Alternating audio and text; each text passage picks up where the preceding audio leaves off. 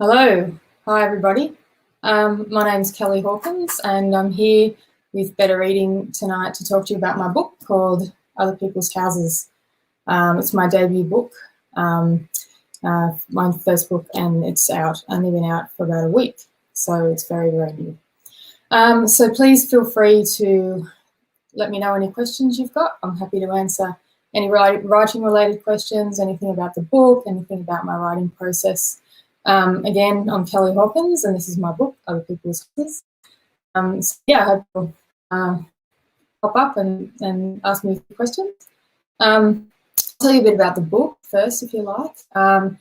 This book is a thriller. It's set in Sydney. It's set on the upper north shore of Sydney. So if you know Sydney, you'll know that area is a really, I guess, fancy area. It's a wealthy area. It's got beautiful big houses.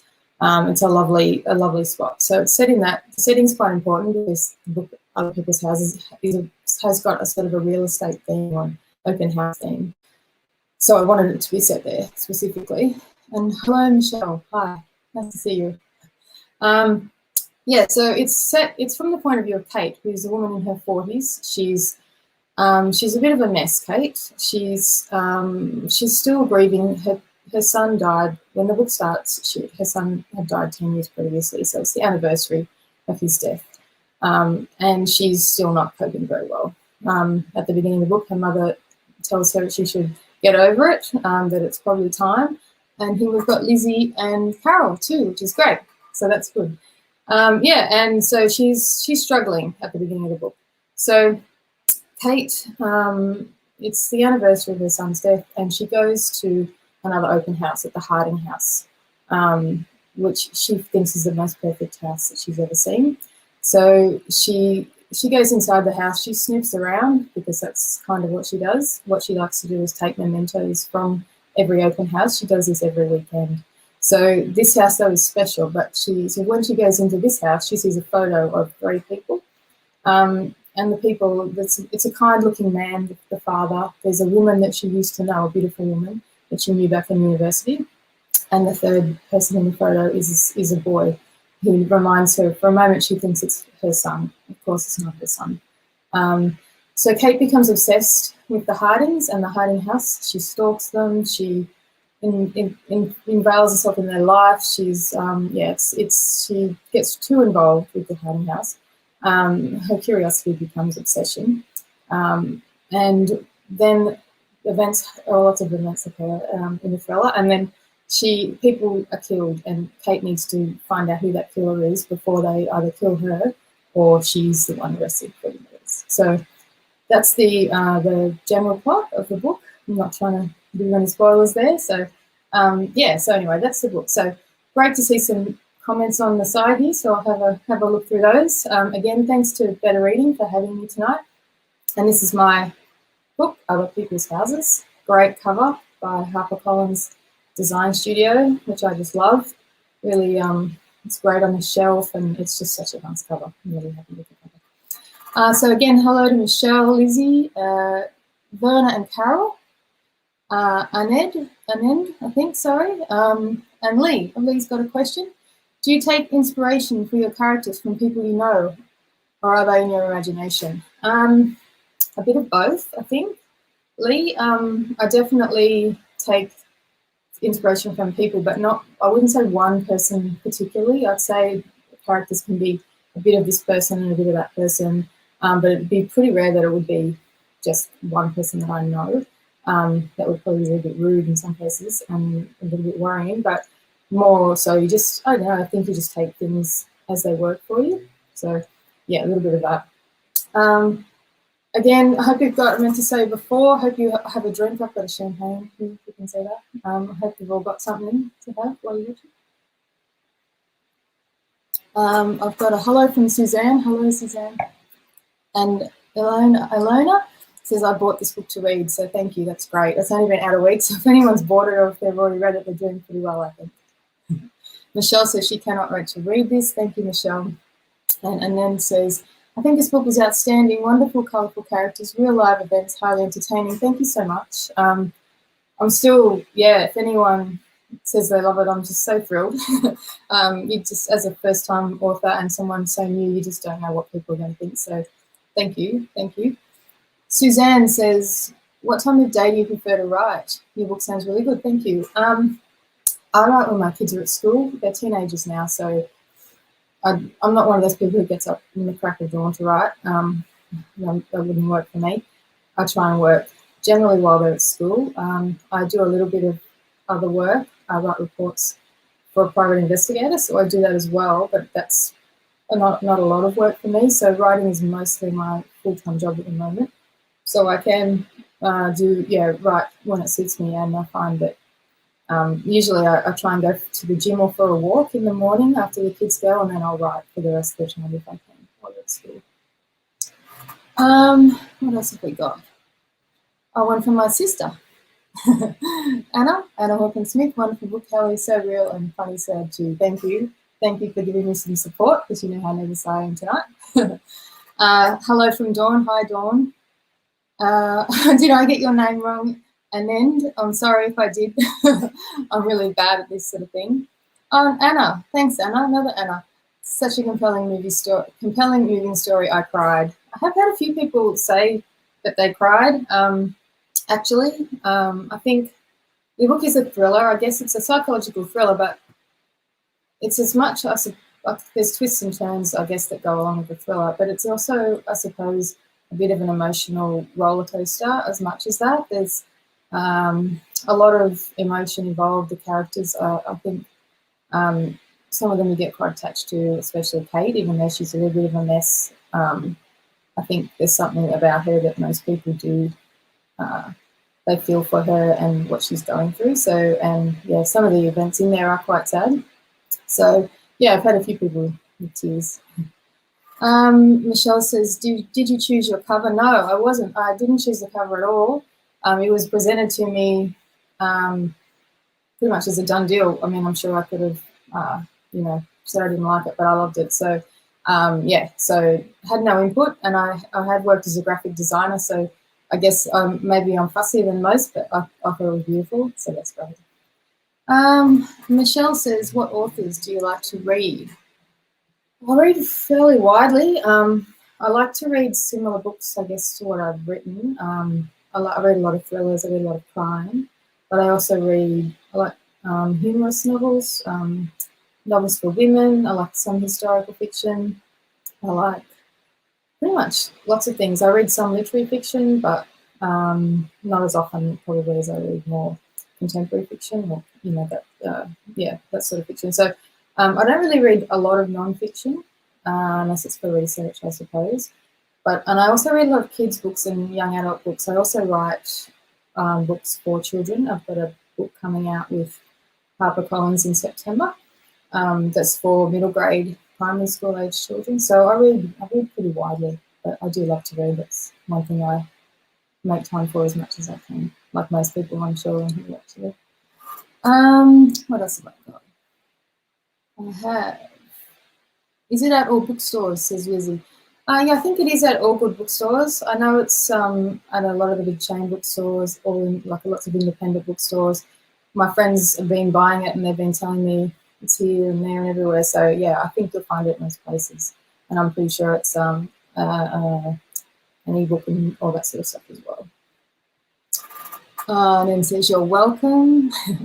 Anna, where did the idea for the obsession with the open houses come from? Are you interested in the property market?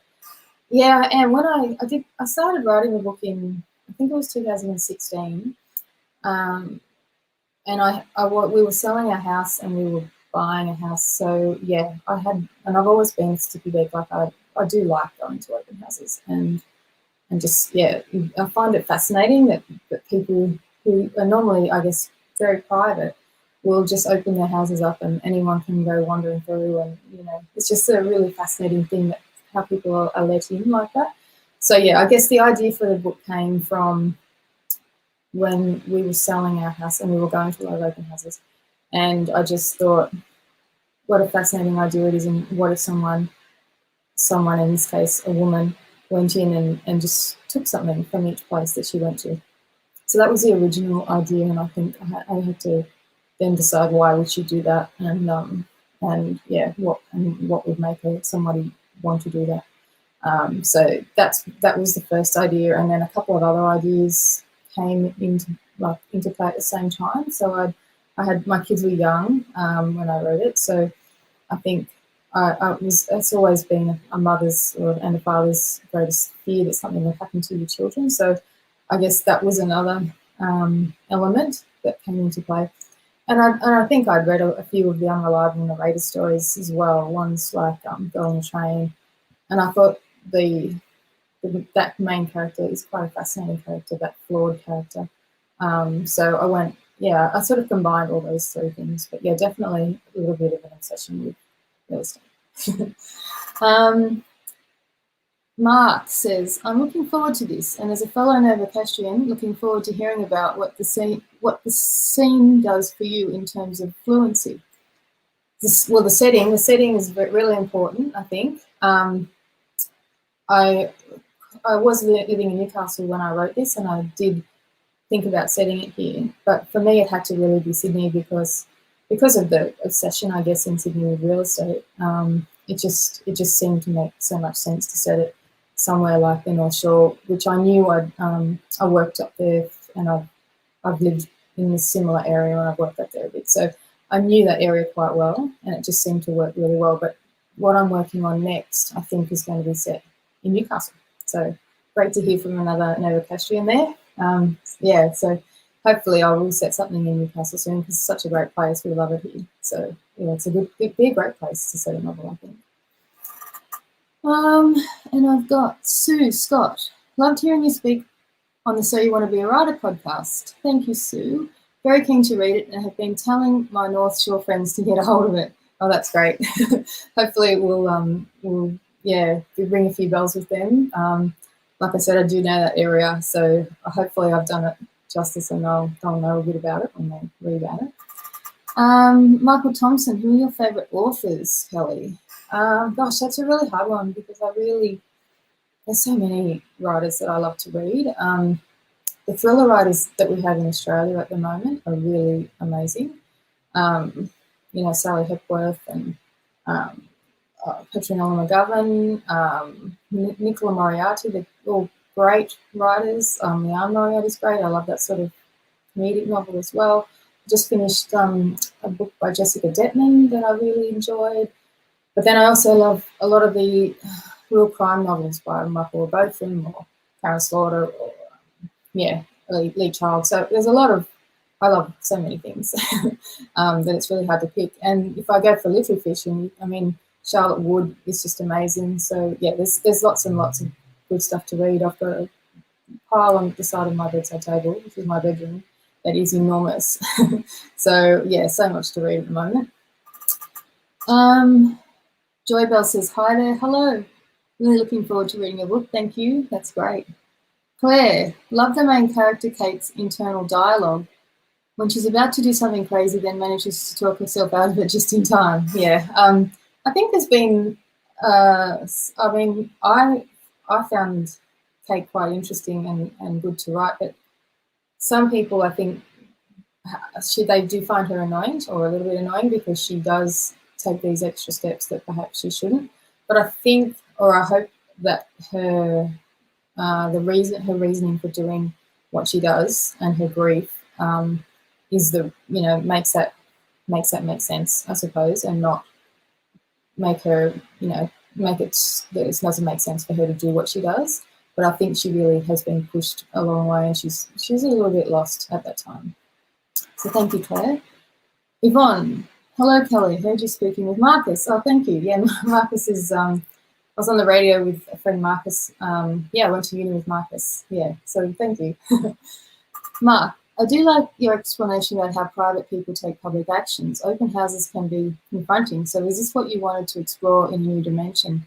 Yeah, a little bit. I did. I just find them fascinating. Like I said, I just think it's just a really unusual situation that we put ourselves in. And I think it's just right for fiction and stories because it's that element of snooping and that element of, just sticking your nose in and seeing things that you wouldn't otherwise see. Like some of the houses are amazing. And then you get to just wander through them and see how people live. And I think for Kate, that's part of it as well, because she wants to see how she might have lived with her family. So that's partly why she does it, because she doesn't have a family. Like in the book, she lives in an apartment in Artarmon. It's a pretty ordinary sort of apartment, and I think she's very alone. So when she goes to these houses, she can really see how what could have been, I suppose. So it's, a little bit of visual filming in that way.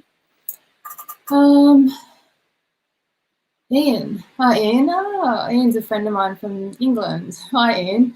A bit early for champagne here. Yes, I imagine it would be. Will your book be coming to the UK? At the moment, we don't know. We have sold it to France, so if you read French, and maybe you could go over across the channel and get a copy. But I'd love it if it did. So it's only been out here a week, so you never know, hopefully. I know my agent, Melanie Oster, would love to sell it over to the UK and America. But at the moment, it's here and in France, what will be, hopefully. Lizzie, I love Lee Child's too. I've actually met him, maybe that is. But yeah, Lee Child books are fun. They're just great fun. I always love when a new one comes out. There's lots of authors like that. I think when they've got something new, you just get really excited and you're like, oh, a new one. Anna, there is some subtle commentary on class difference in the book. Do you think that can have a big impact on characters, and particularly how envy or privilege can affect their choices or behaviour? Yeah, I think that's a good one. It is about class. It wasn't really deliberate, I suppose, to have class as a real focus of the book, but it's there because it is a wealthy area, and it's definitely there's definitely a lot about class in there. So can it have an impact on characters and how envy? Yes, I think in the situation, the house that she's after, I don't think that's what Kate is doing. I don't think she's really envying them for their money as such. But I think it's definitely, it's an element of it. I think she's more interested in the family unit that she sees in that house, and what she wishes that she could have had, I think. But more so than the money or that class aspect. Lizzie, sorry, I've done that one. Yeah, Mark Robson says, great question, Anna. That's true. Lynn Kelly, there are so many great books that have been written in the last year. My pile doesn't seem to go down. No, neither does mine. I've got so many that I can't keep up with what comes out. So yeah, it's a good problem to have, because most of what I read, I would say probably maybe 70% is Australian, and I guess that's pretty amazing that there are so many great books, compared to other things. I'm sure there's things in other countries, but it's great to have so many options in Australian books. And like this one, to have them set in Australia is really nice. I've had a few people say, it's great to read something set in Australia, and people do still really enjoy them. And there's lots of great ones. Jane Harper's done quite a few. And it's just really nice, I think, to see your own lives reflected in books. Michael Thompson says, I'll have to start reading Lee Child books. They are pretty good. I've met a couple of fans of his. Jane Southam says, reading the book at the moment. Thank you. Like I said, it hasn't been out very long, so I'm very excited if people are reading it already. I know the publicity people at HarperCollins have done a great job, and it's out and about. It's just been amazing to see it on social media. I've been seeing photos of displays and everything. It's just, it's really nice to see it out there. It's quite bizarre when you've worked on something for so long, because I've worked on this book for a very long time. And I guess you start to, it's going to come out, but it feels like a very long time. To see it out there is great. Reading a book at the moment. Great read so far. Thank you, Jane. Nikki Lee, your book sounds intriguing. I'm looking forward to reading it. Thank you. Michael Thompson also says he's got lots of books to read, and he'll get around to reading mine in a couple of months. Well, that'll do me. I'll take that. Michelle Elliott said, I just had 7 books arrive in my library reserve. Yeah, I've had that trouble before, and then you don't have long to read them sometimes, which is a bit annoying. Michael Thompson again says, go Aussie authors. There's plenty of great local talent. Yes, very true. Anna, do you ever struggle with writer's block? Any tips to overcome it? Sometimes, yeah. I think for me, it's, you just got to keep writing through it. I think everything, sometimes everything you write you think is terrible, and or you don't know where it's going next. But I think the main thing is just to write something anyway, even if it's bad. And the other tip I would say, if you're really struggling and that's not working, is to get out and go for a really good walk. Something about walking that will make you think differently. And every time I really struggle with which direction a plot should take or some sort of unusual element, I'll get out and go for a walk, and sometimes not thinking about it, or even doing housework, but I tend to not do housework if I can avoid it. Just doing something, I think, that will free your mind is good. Make you think of something else, and then things come to you. My husband was a computer programmer, and he used to say the same thing, that sometimes you have to not think about it to solve a problem. So I think it's a bit the same. Lynn, Kelly, how long did the book take to write from draft to end? Yeah, it's a good question, and I can't even really tell you because it was a bit of a weird one. I had the idea back in 2016, like I said, and then I sent the idea and a short story off to the Faber Academy, which is an Allen and Unwin writing school, to their scholarship program, and I won that. So that meant I had 6 months to go to Sydney once a week for the course, writing a novel course. So I wrote the first draft of the novel at that course, and then probably in the 6 months after that. So it took me a while because I was working and I had kids and family and everything like that. And I'm sure you all know what that's like. So it took a while, and then I put it away, and I pulled it out. Another time I wrote something else, a kid's book actually, the one that's being published. And then I think I was always scared to send this one off to publishers because I did really like the idea that I had, and I probably wasn't 100% sure that it was right. Like, I had sent other books away.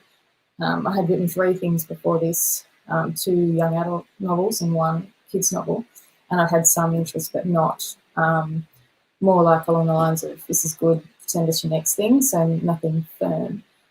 So with this one, I think I felt like I didn't want to get it wrong, so I did wait a bit longer. So it took me a long time, and then I entered it in various competitions, and I edited it, and even then, once Melanie, my agent, took it on, we edited it again, and it was edited again many times with HarperCollins, who did a great job and really helped me tighten it up, which was brilliant. So yeah, it's been a long time coming, but I think it was worth it in the end because a lot has changed since I first wrote the first draft.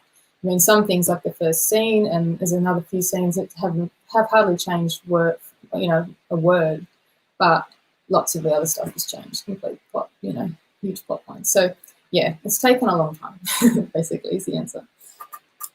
Do you have an idea for my next book? Yeah, I have. Again, it's set in Newcastle, and it's I've done the first draft, but it's a very, very drafty first draft. So yeah, we'll see how that goes. I don't really want to say too much more, but it's a similar style of book, but instead of having 1 narrator, there's 2. So it's a little bit different.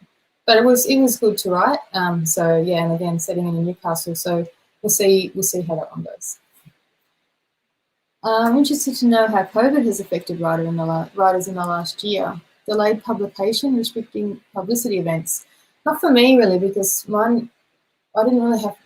I guess things like this are more common now than perhaps they were before COVID. I'm not really sure, but for me, I was really writing and editing during COVID time, so it didn't affect my publicity. And yeah, publication, HarperCollins always were happy for me to push this book out a bit longer, which has been actually probably a really good idea in hindsight because of COVID. But no, it hasn't really affected me particularly, not like I know it has a lot of other writers, so I've been quite lucky. Claire, do you write more than 1 book at once? Not exactly at the same time. It's a bit hard to do that. Like, I write, this sort of book is very different to my kids' book, which is the one I've got coming out is a fun book about a school for talking pets, where you've got lots of talking animals and adventures and stuff like that. So I write sort of alternate. So I write this, like, now that I've done the first draft of the next book, I'll start on the kids' book my next kids book. So it's a different mind space for these sort of books. So I do only work on one thing at a time, unless some edits come through or something like that, which don't usually take too long, and then I'll do them anyway. But yeah, I have to clear my mind, I suppose, yeah, to have only one thing on the go at once, so it's maybe a bit of a mess. Lizzie says they are great, thank you. Is there anything that you decided to dismiss from your drafts that did not make the final book? Oh, so many things. So many things didn't make the final cut. Some of those were on other people's advice. Some of it was on my advice, but well, not my advice. I decided it. But yeah, there was a whole. Kate worked in a whole different place to start with, and there were all these people she worked with, maybe 4 or 5 characters. So none of them were in there, which I took all of them out. And again, I think that really streamlined it. I tend to be my thing that I'm better at probably is character and dialogue. And if I struggle with things, it's definitely more plot. And especially with a book like this, plot is, you've got to really keep it moving along. It's got to be, quick. And for a first book, I didn't really plan it very well, so I just wrote it out without really planning. So yeah, there were a lot of changes that were taken out, but I think it's hard at first, and even towards the end, I had my agent and editors were saying some big paragraphs had to go, and it's hard, but they were definitely right. So yeah, I think it's usually for the best if you have to get rid of some stuff out of the book. Michelle, I work in a library, so constantly spoiled for choice. Yes, I can imagine, because you'd see everything. Hope you can put it aside secretly, or do you have to wait in the line like everybody else? That would be very annoying. Susan Ballard says, I tried to get your book from the library. They had 2 books with the same title as yours, but not yours. So I've asked for a book club set. Oh, well, hopefully they'll have it soon. I think it seems like, I'm not 100% on how these things work, but it seems like the libraries might have been few days later, and because it's only just come out, maybe that's why. So hopefully it'll be there soon. I saw it's now in my library. Well, I haven't seen it physically, but it's in the catalogue, so I guess it must be getting there, hopefully. Michelle, true, all the new ones come at once. Yes, they do. Laura Milne says, love your book, it's amazing. Thank you so much. Yeah, and Lynn Kelly, really enjoyed having the author talks on Wednesday nights. We can watch and listen from anywhere in Australia or overseas. Yeah, it's great. I mean, it is such a good thing to be able to, like if you're especially rural, like I grew up in a small town, and to have the option to see people, or, that might be either you're interested in their books, like this one, or you're interested in the writing process, to be able to see them live is great. Like I would have loved to do it when I was a child, but yeah, unfortunately, it was a little bit of technology was a little bit different then. It was a while ago. Michelle says, I'm always first in line and have many overdues. Yes, your book only released to libraries last week. Okay, so there we go. So hopefully everyone will get a chance to read it soon. This is it, by the way, if you haven't seen it already. Again, great cover, really love it. With HarperCollins, my name's Kelli Hawkins. Yeah, and I've got this book, and I've got another children's book coming in September, so perhaps I'll be able to come back and talk to you about that one later on. But yeah, I'm really pleased this one's out, and I'm so happy that Better Readings had me on tonight to talk. I've been very nervous because, like a lot of writers, I'm not particularly good at this sort of thing. So, but it's been lovely, and it's great to talk to people who are interested in reading, because that's just obviously my thing. I could just quite happily in some days not write, but just sit around and read. But unfortunately, I can't always do that. So yeah, it's been great to be here, and thank you so much for everyone for coming. And I hope you have had a drink. I haven't actually had much of mine, but I'll have it in a minute. So yeah, thanks for spending your Wednesday night with me, and I might join you in the comments for the next people that I see. So thanks very much.